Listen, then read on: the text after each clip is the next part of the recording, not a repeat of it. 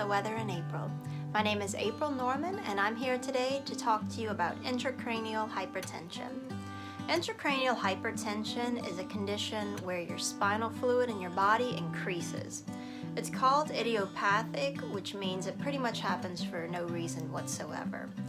It's also called pseudotumor cerebri, which means false brain tumor, and that's because the symptoms mimic a brain tumor.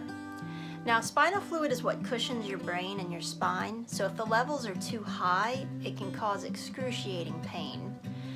Spinal fluid can't push outward when it increases because it can't go through your skull, so instead it pushes on your brain and all of the nerves and soft tissue all around it.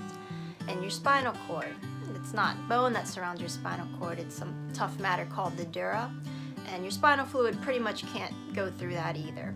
So instead, when it increases, it just causes a whole lot of inflammation and pain.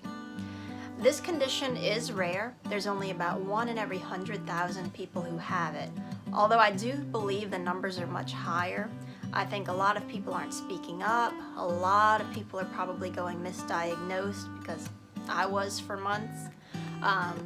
People probably are thinking they're just having a headache when really it's something much different.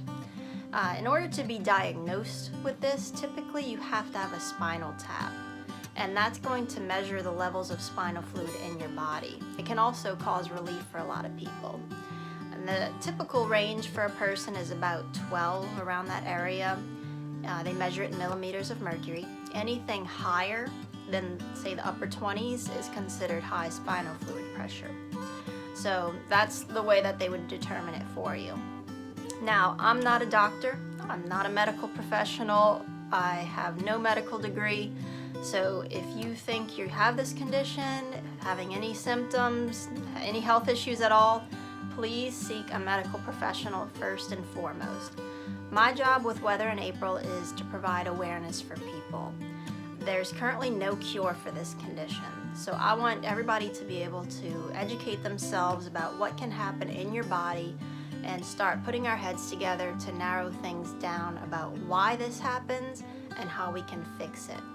So please feel free to share this, help me get the word out, reach out to me if you think you have this, or if you do have this, I'd love to hear from some people. You can follow, share, like, subscribe, all of that, but the main thing is we're trying to spread awareness for this, and of course you can find out more at weatherinApril.com. Thank you so much, you guys.